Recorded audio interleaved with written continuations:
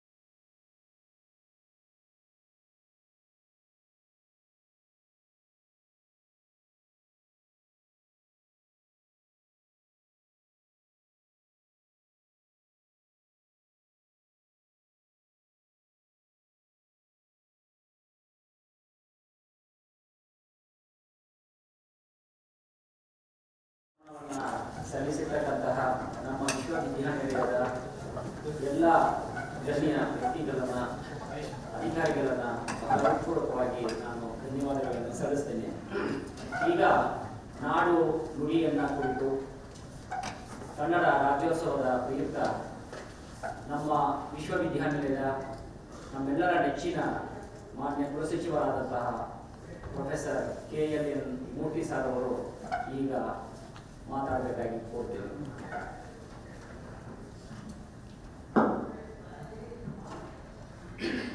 ಎಲ್ಲರಿಗೂ ಕನ್ನಡ ರಾಜ್ಯೋತ್ಸವದ ಶುಭಾಶಯಗಳು. ಈ ರಾಜ್ಯೋತ್ಸವ ಸಮಾರಂಭದಲ್ಲಿ ವಿಶ್ವವಿದ್ಯಾಲಯದ ಡೀನ್ ಶೈಕ್ಷಣಿಕ ಆದಂಥ ಡಾಕ್ಟರ್ ಎನ್ ಲಕ್ಷ್ಮಿ ಅವರೇ, ಹಾಗೆ ಡೀನ್ ಸ್ಟಡಿ ಸೆಂಟರ್ ಆದಂಥ ಡಾಕ್ಟರ್ ರಾಮನಾಥ್ ಅವರೇ, ಹಣಕಾಸು ಅಧಿಕಾರಿಯಾದಂಥ ಆದರ್ಶ ಪಾಷಾ ಅವರೇ, ಗೃಹ ಸಚಿವರು ಮೌಲ್ಯಮಾಪನ ಡಾಕ್ಟರ್ ಕೆ.ಬಿ. ಪ್ರವೀಣ್ ಅವರೇ, ಎಲ್ಲ ಅಧಿಕಾರಿ ವರ್ಗದವರೇ,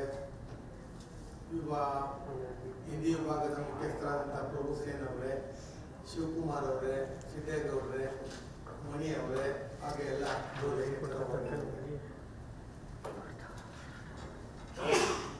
ಈಗಾಗಲೇ ಮಣಿ ಅವರು ಪ್ರಸ್ತಾವನೆಯಲ್ಲಿ ನಾವು ಯಾಕೆ ರಾಜ್ಯೋತ್ಸವ ಮಾಡಬೇಕು ಅನ್ನೋದನ್ನ ಬಹಳ ಸಂಕ್ಷಿಪ್ತವಾಗಿ ಮಾಹಿತಿಯನ್ನ ನಮ್ಗೆ ಕೊಟ್ಟಿದ್ದಾರೆ.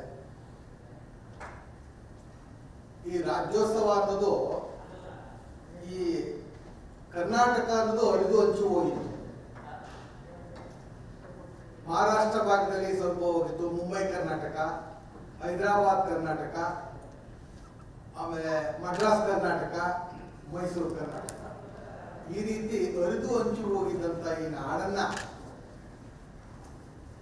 ಒಕ್ಕೂಟಕ್ಕೆ ಬರಬೇಕು, ಒಂದು ಆಗ್ಬೇಕು ಅಂತೇಳಿ ಮಹಾರಾಷ್ಟ್ರದಿಂದ ಧಾರವಾಡ, ಬೆಳಗಾವಿ, ಬಿಜಾಪುರ, ಹೈದರಾಬಾದ್ ಕರ್ನಾಟಕದಲ್ಲಿದ್ದಂಥ ಬೀದರು, ಗುಲ್ಬರ್ಗ, ಯಾದಗಿರಿ, ರಾಯಚೂರು, ಬಳ್ಳಾರಿ, ಹಾಗೆ ಮದ್ರಾಸ್ ಪ್ರೆಸಿಡೆನ್ಸಿಯಲ್ಲಿದ್ದಂಥದ್ದು ಬಳ್ಳಾರಿ ಮದ್ರಾಸ್ ಪ್ರಾಂತ್ಯ, ಬಳ್ಳಾರಿ, ಮಡಿಕೇರಿ, ಮಂಗಳೂರು ಇವೆಲ್ಲ ಮದ್ರಾಸ್ ಪ್ರಾಂತ್ಯ, ನಮ್ಮ 9 ಜಿಲ್ಲೆಗಳು ಮೈಸೂರು ಪ್ರಾಂತ್ಯಗಳು. ಅರಿದು ಹಂಚು ಹೋಗಿದ್ದಂತ ಈ ನಾಡನ್ನ ಒಂದುಗೂಡಿಸ್ಬೇಕು ಅಂತೇಳಿ ಅನೇಕ ಮಹನೀಯರು ಹೋರಾಡಿದ್ರು. ಈಗಲೂ ನಮಗೆ ಕಾಸರಗೋಡು ಹೋದ್ರೆ ಕನ್ನಡಮಯ, ಎಲ್ಲ ಕನ್ನಡ ಬೋರ್ಡ್ ಇದೆ, ಕನ್ನಡ ಮಾತಾಡ್ತಾರೆ, ಕನ್ನಡ ಶಾಲೆ ಇದೆ. ನೀವು ಬೆಳಗಾಂ ಹತ್ರ ಮಿರೇಜು, ಸಾಂಗ್ಲಿ, ಜತ್ ಹೋದ್ರೆ ಎಲ್ಲ ಕನ್ನಡ ಭಾಷೆ, ಕನ್ನಡ ಮಾತಾಡೋರು ಇದ್ದಾರೆ. ಆಮೇಲೆ ನಮ್ಮ ಬಳ್ಳಾರಿ ಹತ್ರ ಆಲೂರ್ಗೆ ಹೋದ್ರೆ ಕನ್ನಡ ಮಾತಾಡೋರು ಇದ್ದಾರೆ. ಬಳ್ಳಾರಿ ತೆಲುಗು ಮಾತಾಡ್ತಾರೆ, ಆಲೂರ್ಗೆ ಹೋದ್ರೆ ಕನ್ನಡ ಮಾತಾಡ್ತಿರ್ತಾರೆ. ಹೀಗೆ ಸುಮಾರು ಈಗ ಮಣಕ್ಷೀರ ಅಂತಿದೆ ತುಮಕೂರು ಹತ್ರ, ನೀವು ಪಾವಗಡ ಹೋಗ್ಬೇಕು ಅಂದ್ರೆ ಮಣಕ್ಷೀರ ಹೋಗ್ಬೇಕು.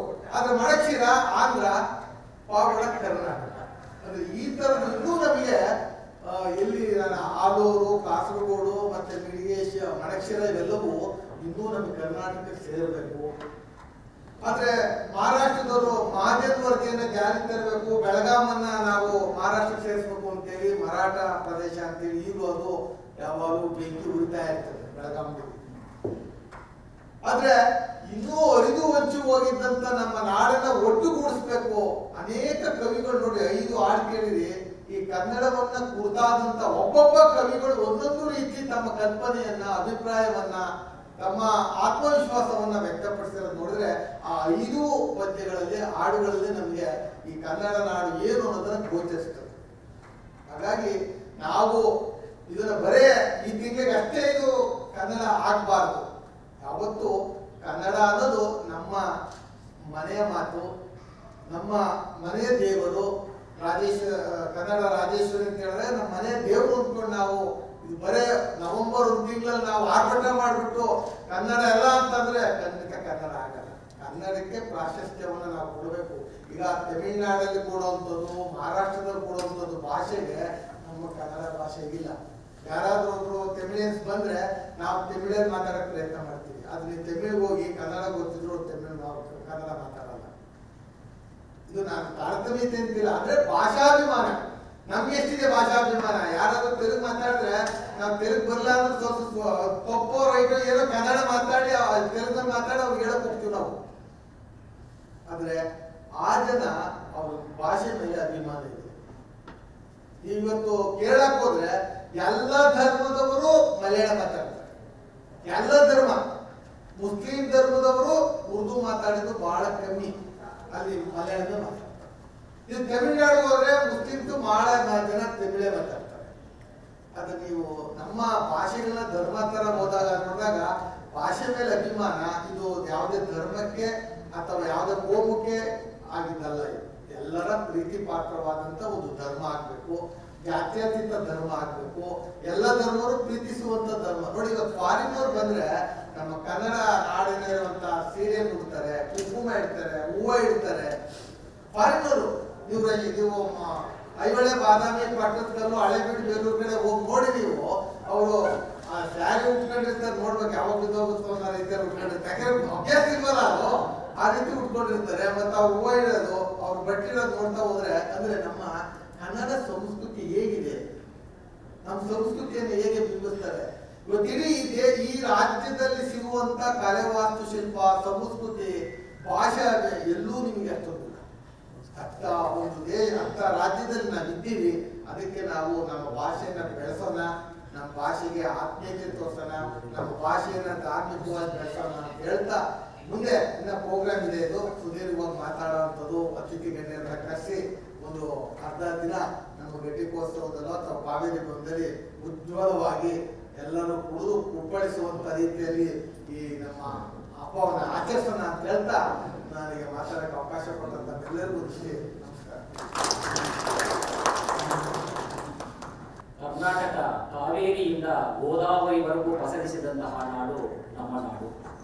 ಆದರೆ ಹರಿದು ಹಂಚಿ ಹೋಗಿದ್ದಂತಹ ಈ ನಾಡು ಒಗ್ಗಟ್ಟಾಗಿದ್ದು 1900 ಪ್ರಸ್ತುತಪಡಿಸಿದ ನಮ್ಮ ಮಾನ್ಯ ಗೃಹ ಸಚಿವರಿಗೆ ನಮ್ಮೆಲ್ಲರ ಪರವಾಗಿ ಅವರಿಗೆ ಪೂರ್ವವಾದ ಧನ್ಯವಾದಗಳನ್ನು ಸಲ್ಲಿಸುತ್ತೇವೆ.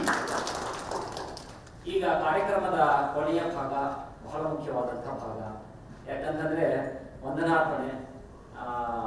ಪ್ರವೀಣ್ ಸರ್ ಅವರ ಬಗ್ಗೆ ಒಂದು ಮಾತನ್ನ ಹೇಳೋದು, ಯಾಕಂತಂದ್ರೆ ಯಾವುದೇ ಒಂದು ಕಾರ್ಯಕ್ರಮವನ್ನ ಇದನ್ನ ನೀವು ಮಾಡಿ ಸಾರ್ ಅಂತಂದ್ರೆ ಇಲ್ಲ ಅಂತಕ್ಕಂತಹ ಆ ಪದನೇ ಅವ್ರ ಡಿಕ್ಷನರಿ ಇಲ್ಲ ಅಂತ ಅನ್ಸುತ್ತೆ. ಮನಸ್ಸಲ್ಲೂ ಆ ಡಿಕ್ಷನರಿಯಲ್ಲಿ ಇಲ್ಲವೇ ಇಲ್ಲ. ಆದ್ರಿಂದ ಯಾವ್ದಾದ್ರೂ ನಾವು ಮಾಡೋಣ ಆಯ್ತು ಅಂತ ಒಪ್ಪದ ಅಂತಹ ಒಂದು ಸಹೃದಯಿ ವಿಶಾಲ ಮನೋಭಾವದ ವಿದ್ವತ್ ಚಿಲುಮೆ ನಮ್ಮ ಮುಂದೆ ಇರುವಂಥದ್ದು ಬಹಳ ಸಂತೋಷವಾದಂಥ ಸಂಗತಿ. ಅವರಿಂದ ಈಗ ವಂದನಾರ್ಪಣಾ ಕಾರ್ಯಕ್ರಮ. ಸನ್ಮಾನ್ಯ ಗೌರವಾನ್ವಿತ ಬಂಧುಗಳಾದಂಥ ಶರಣಪ್ಪ ಈ ಅವರ ಮಾರ್ಗದರ್ಶನದಲ್ಲಿ ಅವರ ಅನುಪಸ್ಥಿತಿಯಲ್ಲಿ ಕಾರ್ಯಕ್ರಮ ಬಹಳ ಚೆನ್ನಾಗಿ ನಡೆದಿದೆ. ಅವರಿಗೆ ಹೃತ್ಪೂರ್ವಕ ಧನ್ಯವಾದಗಳನ್ನು ಎಲ್ಲರ ಪರವಾಗಿ, ವಿಶ್ವವಿದ್ಯಾಲಯದ ಪರವಾಗಿ ಅರ್ಪಿಸ್ತಾ ಇದ್ದೀನಿ. ಹಾಗೆ ಅವರ ಅನುಪಸ್ಥಿತಿಯಲ್ಲಿ ಕೃತಿಗಳಾದಂಥ ಹೆಚ್ಚಿನ ಏಳನೇ ಮುಗಿಸಲು ವಿಶೇಷವಾಗಿ ಈ 50ನೇ ವರ್ಷ ಏನು ಗೋಲ್ಡನ್ ಜೂಬ್ಲಿ, ಸುವರ್ಣ ಜೂಬ್ಲಿ ಏನು ಹೇಳ್ತೀವಿ, 50ನೇ ಕನ್ನಡ ರಾಜ್ಯೋತ್ಸವ ಅಂತೇಳಿ ಸಂಭ್ರಮಾಚರಣೆಯನ್ನು ಮಾಡ್ತಾ ಇದ್ದಾರೆ. ಹಾಗಾಗಿ ಈ 50ನೇ ವರ್ಷದ ಕನ್ನಡ ರಾಜ್ಯೋತ್ಸವ, ಕರ್ನಾಟಕ ರಾಜ್ಯೋತ್ಸವ ಅಂತ ನಾವು ಅನ್ನಿ, ಕನ್ನಡ ರಾಜ್ಯೋತ್ಸವ ಅಂತ ನಾವು ಅನ್ನಿ, ನಮ್ಮ ರಾಜ್ಯದ ಉತ್ಸವ. ಅನೇಕ ರಾಜ್ಯಗಳಿಗೆ ಇವತ್ತು ನವೆಂಬರ್ 1 ಉತ್ಸವದ ದಿನ. ಆಂಧ್ರ ಪ್ರದೇಶ ಇರ್ಬೋದು, ಪಾಂಡಿಚೇರಿ, ಛತ್ತೀಸ್ಗಢ ಇರ್ಬೋದು, ಮಹಾರಾಷ್ಟ್ರ ಇರ್ಬೋದು, ಮಧ್ಯಪ್ರದೇಶ ಇರ್ಬೋದು, ನವೆಂಬರ್ 1ರಂದು ಏನು ರಾಜ್ಯವನ್ನು ಸಂರಚನೆ ಮಾಡಿದಂಥ ದಿನ. ನಮ್ಮ ಸನ್ಮಾನ್ಯ ಕುಲಪತಿಯ ದೇಶದಲ್ಲಿ ಇದೊಂದು ಅದ್ದೂರಿ ಕಾರ್ಯಕ್ರಮನೇ ಅನಿಸುತ್ತೆ. ಅಷ್ಟು ಮಟ್ಟಿಗೆ ಇನ್ನೊಂದು ಕಾರ್ಯಕ್ರಮ ಕೂಡ ಇಟ್ಕೊಳ್ತಾ ಇದ್ದಾರೆ ಅವರು. ಬಹುಶಃ ಡೇಟ್ ಸದ್ಯದಲ್ಲೇ ಅನೌನ್ಸ್ ಮಾಡ್ತಾರೆ. ಸೊ ಅವರಿಗೆ ಇವರು ಅಧ್ಯಕ್ಷತೆ ವಹಿಸಿದ್ದಕ್ಕಾಗಿ ನಮ್ಮೆಲ್ಲರ ಪರವಾಗಿ, ಕರ್ನಾಟಕ ರಾಜ್ಯ ಮುಕ್ತ ವಿಶ್ವವಿದ್ಯಾಲಯದ ಪರವಾಗಿ ಹೃತ್ಪೂರ್ವಕ ಧನ್ಯವಾದಗಳನ್ನ ನಮ್ಮ ಎಲ್ಲ ಶಾಸನಬದ್ಧ ಅಧಿಕಾರಿಗಳು, ಪ್ರೊಫೆಸರ್ ಲಕ್ಷ್ಮೀ ಮೇಡಮ್ ಅವರು, ಡೀನ್ ಅಧ್ಯಯನ ಕೇಂದ್ರ, ಹಾಗೆ ನಮ್ಮ ಹೆಚ್ಚಿನ ಹಣಕಾಸು ಅಧಿಕಾರಿಗಳು, ಡಾಕ್ಟರ್ ಖಾದರ್ ಪಾಷಾ ಅವರು, ಆಮೇಲೆ ನಮ್ಮ ಡೀನ್ ಸ್ಟಡಿ ಸೆಂಟರ್ ಅಧ್ಯಯನ ಕೇಂದ್ರದ ಪ್ರೊಫೆಸರ್ ರಮಾನಾಥನ್ ನಾಯ್ಡು ಅವರು. ವಿಶೇಷವಾಗಿ ಇವತ್ತು ಮಣಿ ಅವರು ನಾನು ಬಂದಾಗ ಬಹಳ ಉತ್ಸುಕತೆಯಿಂದ, ಬಹಳ ಚಟುವಟಿಕೆಯಿಂದ ಎಲ್ಲ ಅರೇಂಜ್ಮೆಂಟು ನಮ್ಮ ಚಂದ್ರೇಶ್ ಅವರಿಂದ ಅವ್ರ ಜೊತೆ ಸೇರಿಕೊಂಡು ಬಹಳ ಚೆನ್ನಾಗಿ ನೆರವೇರಿಸ್ಕೊಟ್ರಿ. ಈ ಸಂದರ್ಭದಲ್ಲಿ ಇಲ್ಲಿಗೆ ಈ ಕಾರ್ಯಕ್ರಮ ಸರಾಗವಾಗಿ ನೆರವೇರಲು ಸಹಕರಿಸುತ್ತಾ ನಿಮಗೂ ಕೂಡ ಅತ್ಯಂತ ಧನ್ಯವಾದಗಳನ್ನು ನಾನು ಅರ್ಪಿಸ್ತೇನೆ. ಹಾಗೆ ನಮ್ಮ ಸಿಬ್ಬಂದಿ ವರ್ಗದವರು, ಬೋಧಕೇತರ ಸಿಬ್ಬಂದಿ ವರ್ಗದವರು ಎಲ್ಲರೂ ಉತ್ಸುಕರಾಗಿ ಮೈ ಮೇಲೆ ಈ ಒಂದು ಅರಿಶಿಣ ಕುಂಕುಮದ ಈ ವಸ್ತ್ರ ಬಿದ್ದ ಮೇಲೆ ಅದು ಇದೇ ಬೇರೆ ಆಗೋಯ್ತು. ಸೊ ಇನ್ನೊಂದು ಕಾರ್ಯಕ್ರಮದಲ್ಲೂ ಇದನ್ನೇ ಹಾಕೊಳ್ತೀವಿ. ಹಾಗೇನೆ ಈ ಒಂದು ಸಂತೋಷ, ಭಾವನೆಗಳ ಭಾವೈಕ್ಯತೆ ನಾವು ಏನ್ ಕರಿತೀವಿ, ದೇಶಾಭಿಮಾನ ಇದೆ, ನಮ್ಮ ರಾಜ್ಯಾಭಿಮಾನ ಇದೆ, ಬಾರಿಸು ಕನ್ನಡ ಡಿಂಡಿಮವ, ಓ ಕರ್ನಾಟಕ ಹೃದಯ ಶಿವ, ಹುಟ್ಟಿದರೆ ಕನ್ನಡ ನಾಡಲ್ಲಿ ಹುಟ್ಟಬೇಕು, ಮೆಟ್ಟಿದರೆ ಕನ್ನಡ ಮೆಟ್ಟಿನಲ್ಲಿ ಕಟ್ಟಬೇಕು. ಎಲ್ಲಾದ್ರೂ ಇದೆ, ಎಲ್ಲಾದ್ರೂ ಸುದ್ದಿ. ಕೊನೆಗೆ ಕರ್ನಾಟಕದಲ್ಲಿ ನೀವು ಆ ಒಂದು ಆನಂದವನ್ನು ಅನುಭವಿಸಿ. ಯಾಕಂದ್ರೆ ಇಲ್ಲಿರತಕ್ಕಂಥ ಅನ್ನ, ನೀರು, ಗಾಳಿಯನ್ನು ನಾವು ಸೇವಿಸಿ ನಾವೆಲ್ಲ ನಮ್ಮ ದೇಹ, ನಮ್ಮ ಆತ್ಮ ಎಲ್ಲವೂ ಕೂಡ ಸಾಕಾರಗೊಂಡಿದೆ. ನಾವು ಎಲ್ಲಾ ಭಾಷೆಯನ್ನು ಪ್ರೀತಿಸ್ತೀವಿ, ಆದ್ರೆ ಕನ್ನಡವನ್ನ ನಮ್ಮ ತಾಯಿಯಾಗಿ ನಾವು ನೋಡ್ತೀವಿ. ಯಾಕೆಂದ್ರೆ ನಾವು ಇರ್ತಕ್ಕಂಥ ಪ್ರದೇಶ ಕರ್ನಾಟಕ, ಕನ್ನಡ ಅವರವರ ಭಾಷೆ ಅವರವರಿಗೆ ತಾಯಿಯಾಗಿ ಮದರ್ ಟಂಗ್ ಅಂತ ಕರಿತೀವಿ, ತಾಯಿ ಭಾಷೆ, ಮಾತೃಭಾಷೆ ಅಂತೇಳಿ. ಈ ಸಂದರ್ಭದಲ್ಲಿ ನೀವೆಲ್ಲ ಇದ್ದೀರಾ. ಎಲ್ಲ ನಮ್ಮ ಸಮಸ್ತ ಕರ್ನಾಟಕ ರಾಜ್ಯ ವಿಶ್ವವಿದ್ಯಾಲಯಕ್ಕೆ ಎಲ್ಲರಿಗೂ ಕೂಡ ಇಲ್ಲಿ ಕೆಲವರು ಅನುಪಸ್ಥಿತಿ ಇರಬಹುದು, ಆದರೂ ಕೂಡ ಅವರ ಮನದಲ್ಲಿ ಭಾವನೆಗಳ ಐಕ್ಯತೆ ಇರ್ತದೆ. ಎಲ್ಲರಿಗೂ ಕೂಡ ಈ ಒಂದು ಸಮಾರಂಭ ಯಶಸ್ವಿಯಾಗಿ ನಡೆದಿದ್ದಕ್ಕಾಗಿ ಹೃತ್ಪೂರ್ವಕ ಧನ್ಯವಾದಗಳನ್ನ ಅರ್ಪಿಸ್ತಾ ಈ ಕಾರ್ಯಕ್ರಮ ಮುಗಿಸ್ತೇನೆ.